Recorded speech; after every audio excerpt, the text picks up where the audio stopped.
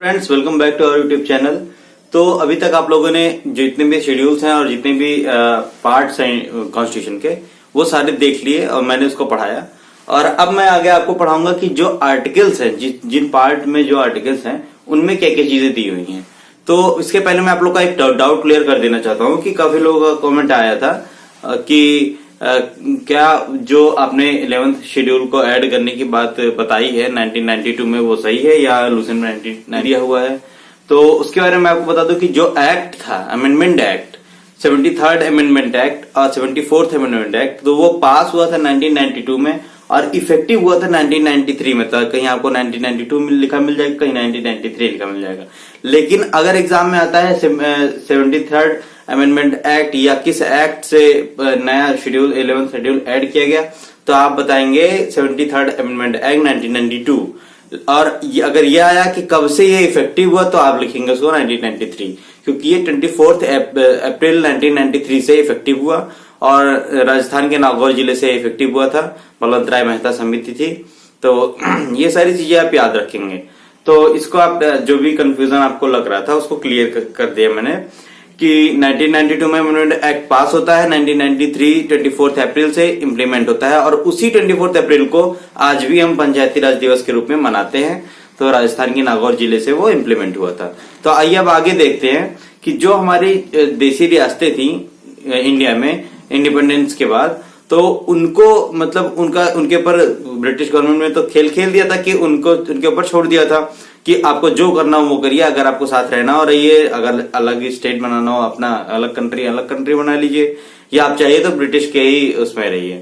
तो उसमें क्या हुआ कि मैक्सिमम तो अपने आप मतलब स्वेच्छा से आकर के यहाँ इंडिया में मिल गई।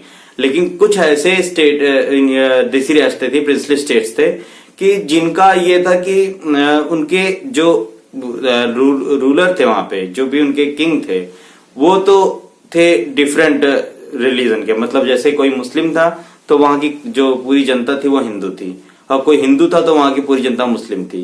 तो ऐसा हुआ। तो हुआ क्या, ये जैसे जम्मू कश्मीर में जो अभी तक मुद्दा चल रहा था, तो वहां पे उस टाइम में एक दो राजा हरि सिंह जी थे और जो वहां की जनता थी वो पूरी मुस्लिम थी। तो इस तरीके से वहां आपस में तालमेल नहीं था। ऐसे ही हैदराबाद में था, वहां हैदराबाद के निजाम थे और सारी जनता हिंदू थी। तो इस तरीके से दिक्कतें आ रही थी। तो दो तीन ऐसे हैं जिनको कुछ मतलब डिफरेंट तरीके से लाया गया, इंडिया में किया गया ऐड, तो उसके बारे में आपको लिख दिया हूं। तो वो ये जो उस टाइम में ये सब प्रक्रिया चल रही थी, उसके लिए एक मंत्रालय बना दिया गया था जिसे देशी रियासतों का मंत्रालय कहते थे। और उस जो ये सब तीनों मतलब जो प्रक्रियाएं थी, उनके बाद जब सारे मिल गए तो उस देशी रियासतों का मंत्रालय को हटा दिया गया, भंग कर दिया गया। तो देखिए कैसे कैसे किन उससे मिले लोग। तो ये था जूनागढ़ जो था, जा से जूनागढ़, जा से जनमत संग्रह, यानी कि जूनागढ़ को रेफरेंडम के तहत ऐड किया गया। यानी वहां के जितने भी लोग थे उनको उनसे ही पूछ लिया गया कि आप कहाँ रहना चाहते हैं, इंडिया में रहना चाहते हैं या हटना चाहते हैं। क्योंकि जूनागढ़ का जो वहां पे उस समय मतलब रूलर था, वो चाहता था पाकिस्तान के साथ ऐड होना, मतलब जुड़ना। तो ये देखिए जूनागढ़ को ऐड किया गया जनमत संग्रह, यानी जा से जूनागढ़, जा से जनमत संग्रह, तो उसको आप याद कर सकते हैं। हैदराबाद को काफी कार्यवाही करनी पड़ी, पुलिस भेजी गई और वल्लभ भाई पटेल जी खुद वहां पे गए और उन्होंने उसको पुलिस कार्यवाही से ऐड किया। तो क्योंकि वहां की भी जनता चाहती थी कि इंडिया के साथ मिले, बस बट रूलर नहीं चाहता था। वो चाहता था कि हम फ्रीडम मतलब इंडिपेंडेंट रहें, हम किसी के अधीन ना रहें। तो इसलिए हैदराबाद को पुलिस कार्यवाही। और फिर तीसरा जो अभी आज तक आप देखते थे जम्मू कश्मीर का, तो जम्मू कश्मीर का ये हुआ कि उस समय जो राजा हरि सिंह थे उनके ऊपर एक कोई संकट आया था, कोई अटैक आया हुआ, शायद पाकिस्तान का ही था। तो अटैक जो हुआ उसमें वो वहां इंडिया से हेल्प मांग रहे थे। तो इंडिया ने कहा कि आप मेरे पार्ट नहीं हो, मैं कैसे आपको हेल्प कर दूं। तो एक विलय पत्र यानी कि एक ट्रीटी पे साइन किया गया जवाहरलाल नेहरू और हरि सिंह जी के बीच में। तो उस ट्रीटी के तहत ही जम्मू कश्मीर को इंडिया में शामिल किया गया, विलय पत्र के तहत। तो ये तीन आप याद रखेंगे, यही तीन इंपॉर्टेंट हैं। बाकी तो और सारे वैसे भी मिल गई थी और यही तीन का डिफरेंट तरीका अपनाना पड़ा था। तो इसको आप याद रखिएगा। हालांकि उतना इंपॉर्टेंट नहीं है, लेकिन फिर भी एक दिमाग में आप रखिएगा कभी कभी पूछ लेता है कहीं कहीं, और मेनली पूछता है तो हैदराबाद और जूनागढ़ का, इन्हीं दोनों का पूछता है।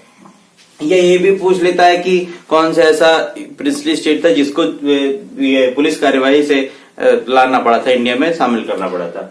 तो चलिए आप देखते हैं part first of Indian constitution.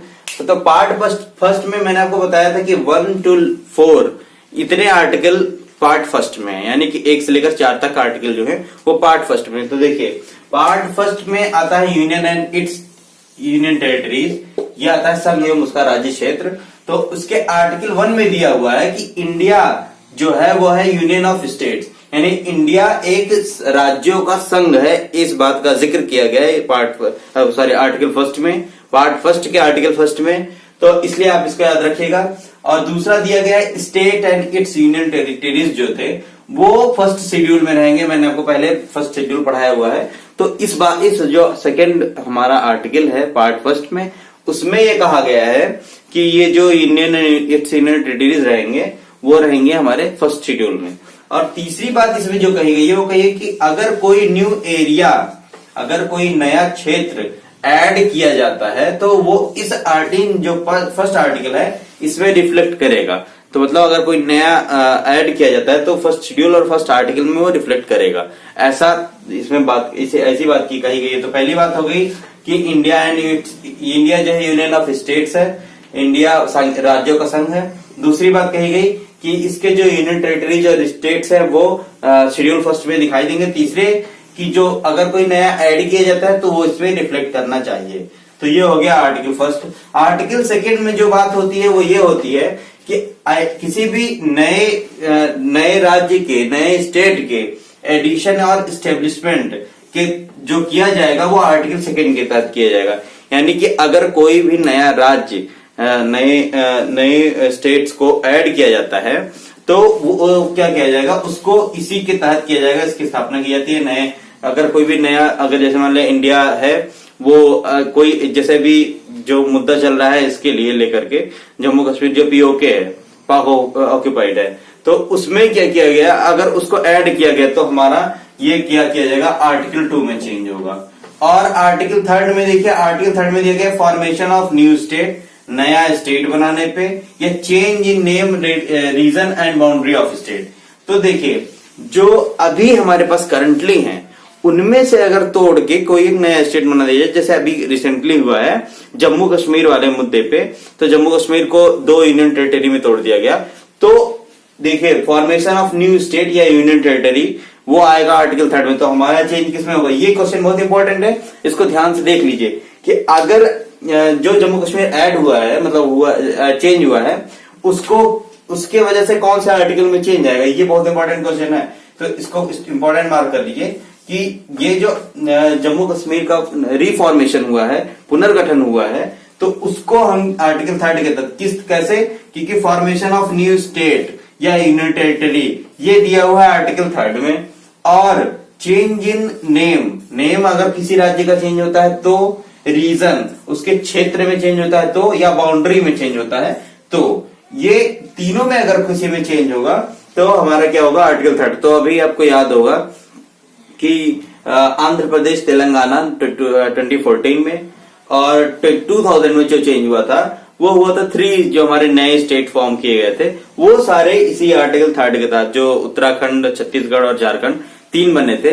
तो आपको ये याद रखना चाहिए कि किस किस डेट में ये बने थे, फॉर्म हुए थे।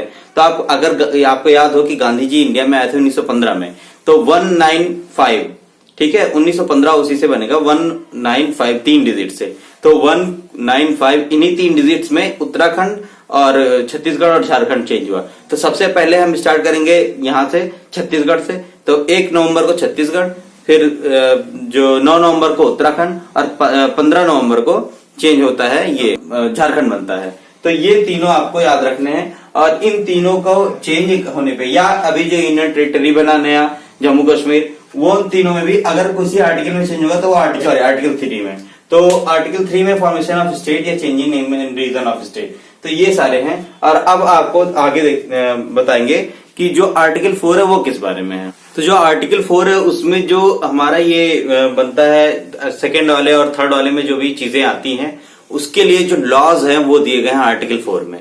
तो ये हो गया आपका फर्स्ट पार्ट, यानी फर्स्ट पार्ट में आर्टिकल 1 आया, जिसमें यह आया कि इंडिया यूनियन एक स्टेट्स यूनियन ऑफ स्टेट्स है, यानी राज्यों का संघ है।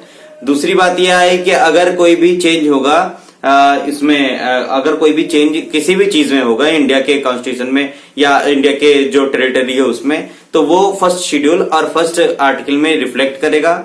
और हाँ, ये तो हो गया आर्टिकल 1 में। आर्टिकल 2 में दिया गया है कि जो इंडिया का नया कोई एरिया एक्वायर करेगा, यानी कोई नई जगह पे अगर अपना अधिकार क्षेत्र जमाएगा, तो वो सेकेंड आर्टिकल के तहत आपका आएगा। और आर्टिकल 3 में दिया हुआ है कि अगर किसी जो करंट एग्जिस्टिंग आपके स्टेट्स है, अगर उसके बाउंड्रीज या एरियाज में या नेम में अल्टरेशन होता है, चेंज होता है, तो वो जो रहेगा वो आपका आएगा या उसमें चेंज करेगा आर्टिकल 3 में।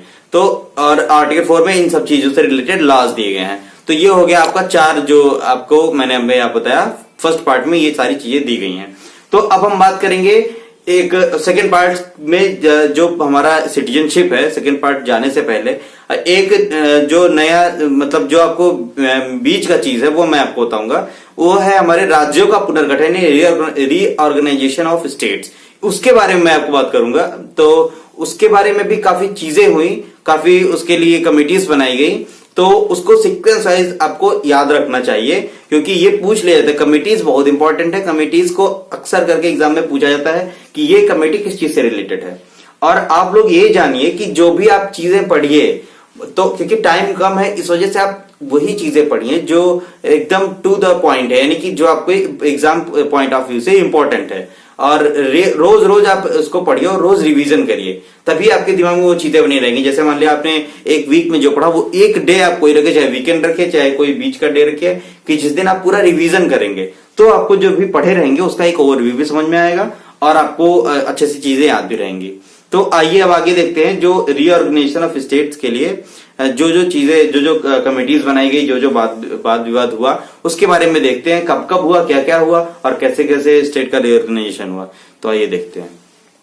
तो आइए अब देखते हैं रीऑर्गेनाइजेशन ऑफ स्टेट। तो रीऑर्गेनाइजेशन ऑफ स्टेट कैसे हुआ, क्या हुआ उसमें। तो पहले जो मतलब हमारी गवर्नमेंट बनी थी वो ये मानती थी कि जो लिंग्विस्टिक बेसिस पे यानी भाषाई आधार पर किसी भी राज्य का गठन नहीं होना चाहिए। लेकिन इतनी ज्यादा मतलब उस समय इतना जो हमारी गवर्नमेंट थी उस टाइम में जवाहरलाल नेहरू जी की, तो उस टाइम में ये एक कमेटी बनाया गया कि कैसे मतलब इस चीज का आप वो करिए, मतलब आप इसको असेस करिए कि क्या ये सही है या नहीं सही है कि reorganisation of state on the basis of language. इसको देखने के लिए, इसकी जांच के लिए आप इसका पता करिए कि ये समीक्षा करिए, यानी कि रिव्यू करिए कि ये सही है कि नहीं सही है कि हमारा जो स्टेट का फॉर्मेशन हो लिंग्विस्टिक बेसिस पे हो। तो इसके लिए एक कमेटी बनाई गई जो बहुत इंपॉर्टेंट है और बहुत ज्यादा एग्जाम से पूछा जाता है। वो बनाई गई एसके धर कमेटी। एसके धर कमेटी यानी एसके धर कमेटी बनाई गई, एसके धर समिति बनाई गई, जो ये पता लगाने के लिए थी कि क्या reorganisation of state on the basis of language यानी लिंग्विस्टिक बेसिस पे जो हमारा रीऑर्गेनाइजेशन है वो सही है या नहीं सही है। तो इसका जो ये कमेटी का रिकमेंडेशन आया वो ये आया कि ये हमारा अपोज किया, ये लोगों ने कहा reorganisation on the basis of language is not the right way to reorganise a state. तो ये बहुत खराब रास्ता हो जाएगा आपके लिए। अब तो छोटे छोटे टुकड़ों में, क्योंकि इंडिया में काफी सारी भाषाएं बोली जाती हैं। जो शेड्यूल 8 है, मैंने आपको बताया था कि वो लैंग्वेज से रिलेटेड है। तो शेड्यूल 8 में 22 लैंग्वेजेस दिए गए हैं। तो सोचिए आप 22 तो on the basis of language हो जाएगा। तो कितना ज्यादा मतलब जो भी एक किसी स्टेट में, जैसे यूपी में ही आप देख लीजिए, यूपी में क्या होता है कि बुंदेलखंड में दूसरी भाषा बोली जाती है, ये इधर जो हमारा ईस्टर्न यूपी है उसमें दूसरी, वेस्टर्न यूपी में दूसरी। तो ऐसे जो 3-4 मतलब पार्ट्स बन जाएंगे, एक ही स्टेट के 3-4 पार्ट बन जाएंगे, तो वो हमारा सही बेसिस नहीं होगा। इसके धर कमेटी ने रिकमेंड किया कि ये सही नहीं होगा, अपोज किया। उसके बाद जो इनके रिकमेंडेशंस थे उनका फिर से रिव्यू करने के लिए, री एग्जामिन करने के लिए एक हमारा जो बनाया गया नया, फिर से जो हमारे ये जवाहरलाल नेहरू जेवीपी कमेटी बनाई गई। जवाहरलाल नेहरू जी, वल्लभ भाई पटेल जी और जो पट्टाभी सीतारमैया जी थे, तो तीनों लोगों ने मिलकर एक कमेटी, खुद अपनी कमेटी बनाई जिसका नाम था जेवीपी कमेटी। तो इसको आप याद रखिएगा, जो सेकेंड बेसिस पे बना, तो ये बना कि जवाहरलाल नेहरू जी की JL Nehru committee, JL Nehru JL Nehru, Vallabh भाई पटेल, VV पटेल और पट्टाभी सीतारमैया जी, पी सीतारमैया जी, ये तीनों लोगों ने मिल करके एक कमेटी अपने बनाई री एग्जामिन करने के लिए। इसके अंदर कमेटी का जो भी मतलब ये रिकमेंडेशन था उसके लिए, तो ये हुआ। फिर उसके बाद इन लोगों ने जब कमेटी बना, ये लोग अपना री एग्जामिन कर रहे थे, तभी क्या हुआ कि स्टार्ट हो गया जो आंध्र प्रदेश था। तो आंध्र प्रदेश में तेलुगु स्पीकिंग लोग थे और कन्नड़ा स्पीकिंग लोग थे। तो ये जो पूरा इन लोगों में एक मोमेंट चल रहा था, एक वॉर चल रही थी पूरी। तो इन लोगों में जो आपस में जो ये चल रहा था, जो भी राइट चल रहे थे, तो उसमें क्या किया गया कि उस बेसिस पे ये डिसाइड करना था कि क्या इसका रीऑर्गेनाइज करके लैंग्विस्टिक बेसिस पे किया जाए या ना किया जाए। तो ये लोग अपना कर ही रहे थे, तभी वहां पे एक हमारे मतलब देश के एक बहुत ही मतलब प्रतिभाशाली व्यक्ति जो पोटी श्री रामुल्लू जी थे, तो वो वहां पे ऑन टू डेथ फास्टिंग पे बैठ गए, यानी आमरण अनशन पे बैठ गए। तो वो आमरण अनशन पे बैठे इस बात को लेकर के कि जो हमारा स्टेट है, जो हमारा आंध्र प्रदेश स्टेट है, तो उसका हमें फिर से रीऑर्गेनाइजेशन करना चाहिए। किस बेसिस पे? लैंग्वेज बेसिस पे करना चाहिए। तो इसके लिए वो बैठे और उन्होंने कहा कि जब तक ये जवाहरलाल नेहरू जी मेरी बात नहीं पहुंच जाती है, जब तक वो मेरी बात नहीं मान जाते, तब तक मैं आमरण अनशन पे बैठा रहूंगा, चाहे मेरे प्राण क्यों ना चले जाएं। ये उनके शब्द थे। और ये जो ऑन टू डेथ फास्टिंग था, तो उसके लिए क्या किया गया कि जवाहरलाल नेहरू जी ने सोचा कि एक बार उनसे बात किया जाए, लेकिन वो बात करने को तैयार नहीं थे, बात सुनने को तैयार नहीं थे। उनकी सिर्फ एक मांग थी कि लिंग्विस्टिक बेसिस पे आंध्र प्रदेश का फॉर्मेशन हो जाए। तो क्या हुआ कि इनके जो ये फास्टिंग थी वो 58 डेज तक चली और 58 डेज तक वो जिंदा रहे। फिर एट लास्ट उनकी दिसंबर में डेथ हो जाती है, दिसंबर 1952।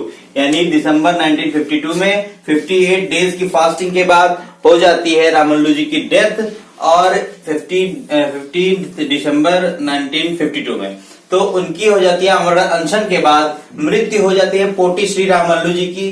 तो पोटी श्री रामुल्लू जी की तो इनकी डेथ हो जाती है। इसी डेथ के बाद जो वहां पे दंगे, जो भी आंदोलन चल रहे थे, जो भी मूवमेंट चल रहा था, वो और ही ज्यादा भड़क जाता है और उसको कंट्रोल में लाने का नेहरू जी के पास और कोई रास्ता नहीं सूझता है। तो उनके पास सिर्फ एक रास्ता रहता है कि जो आंध्र प्रदेश है उसका लिंग्विस्टिक बेसिस पे रिऑर्गेनाइजेशन करना ही पड़ेगा। तो वो जो ये सारी चीजें मतलब प्रक्रियाएं, जो भी प्रोसेसेस चलते हैं, उसके बाद जो 1 अक्टूबर 1953 को पहला स्टेट लिंग्विस्टिक बेसिस पे हमारे इंडिया में बना। अब हमारा भारत, पहले तो अंग्रेजों ने उसको डिवाइड किया। कैसे डिवाइड किया? On the basis of community, यानी कम्युनल बेसिस पे, मतलब जो भी संप्रदाय, जो भी धर्म थे, उस बेसिस पे।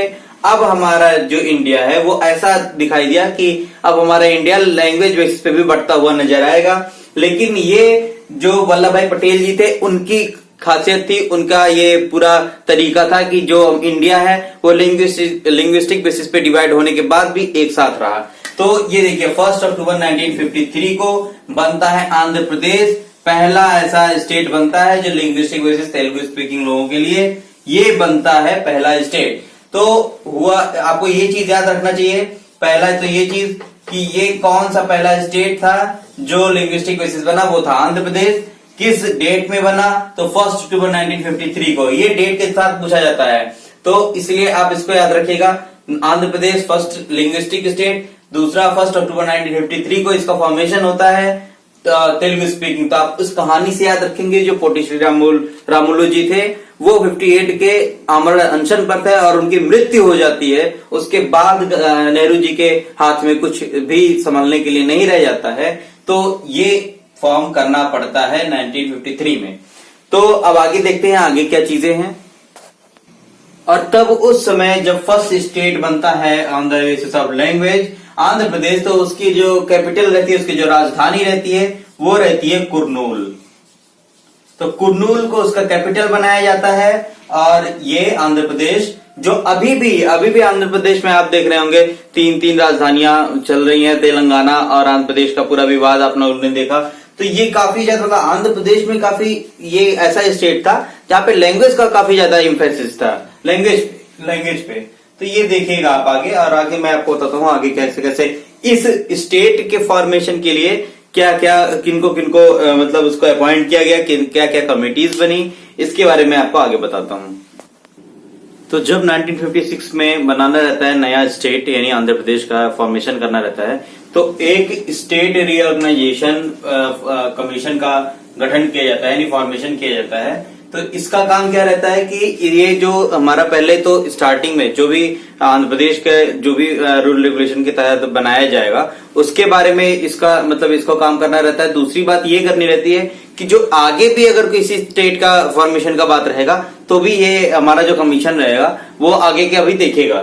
तो उस टाइम में 1953 में इसको फॉर्म किया जाता है, और आपको मैंने बताया कि 1953 में 52 में उनकी डेथ होती है ऑन्टो हडसन के बाद और अमर्त्य हडसन के बाद। तो उसके बाद फिर 1953 में इसको फॉर्म किया जाता है, और इसके चेयरमैन जो रहते हैं यानी अध्यक्ष जो रहते हैं वो फजल अली जी रहते हैं, और मेंबर्स जो रहते हैं वो रहते हैं पंडित हृदयनाथ कुंजरू और सरदार के एम पनिक्कर जी। यानी कि अली और पंडित और सरदार, अली पंडित सरदार मिल करके एक रीऑर्गेनाइजेशन कमीशन में मेंबर बनते हैं और इसके चेयरमैन बनते हैं। फिर यही स्टेट रीऑर्गेनाइजेशन जो कमीशन रहता है वो स्टेट रीऑर्गेनाइजेशन एक्ट 1956 के तहत 14 स्टेट्स और 6 यूनियन टेरिटरीज का फॉर्मेशन करता है। और इसी के बाद जो 1954 में नवंबर में लड़ाई हुई रहती है फ्रांसीसियों से इंडिया की, तो फ्रांसीसी इसके बाद जो उनके अंडर में पौंडीचेरी था, पौंडीचेरी के 4 पार्ट्स थे, एक था यनम, एक था चंद्रनगर, एक रहता है केरिकल, एक रहता है खुद पौंडीचेरी। तो इन 4 जो पार्ट्स इंडिया के वो एक्वायर किया रहता है, उनको छोड़ करके जाते हैं वो लोग, और उसके बाद इंडिया उस पर उसको अपने कब्जे में करती है, और उसको जो इंडिया ऐड करती है वो ऐड करती है 28 में पौंडीचेरी को ऐड करती है 1956 में। इंडिया का ये एक पार्ट बन गया। तो इस तरीके से आपने देखा, और अभी आगे जो आपको देखना है वो ये है कि जो गोवा, दमन और दीव, ये 3 जो थे, अच्छा देखिए, तो 18 दिसंबर 1961 में जो गोवा और दमन और दीव ये पुर्तगालियों के कंट्रोल में, पोर्टुगीज के कंट्रोल में था, क्योंकि पोर्टुगीज आए इंडिया में सबसे पहले और गए सबसे बाद में। तो ये बात आप याद रखिएगा। तो ये 18 दिसंबर 1961 को उनसे जो हमारा गोवा, दमन और दीव था इनको आजाद करा लिया जाता है पोर्टुगीज से। पोर्टुगीज यहां से चले जाते हैं, और उसके बाद इसी को 12th हमारा अमेंडमेंट हुआ कॉन्स्टिट्यूशन में, उस अमेंडमेंट एक्ट के तहत इसको 1962 में हमारे इंडिया का पार्ट बना लिया जाता है, गोवा, दमन और दीव को। और ये हमारे फर्स्ट जो पार्ट है इंडिया का, उसमें इंडिया के कॉन्स्टिट्यूशन का फर्स्ट पार्ट जो है उसमें और आर्टिकल 1 में रिफ्लेक्ट होता है कि गोवा, दमन और दीव 1962 में ये 12th अमेंडमेंट के तहत इंडिया में शामिल कर लिए गए। तो ये सारी बातें थी, ये था रीऑर्गेनाइजेशन के रिगार्डिंग। और आज ही रात में आपको शाम में आपको वीडियो मिल जाएगा एक, जो पार्ट 2 के ऊपर रहेगा, और मतलब मैं कोशिश करूंगा कि काफी जल्दी से जल्दी आपका ये कोर्स खत्म हो। Thank you.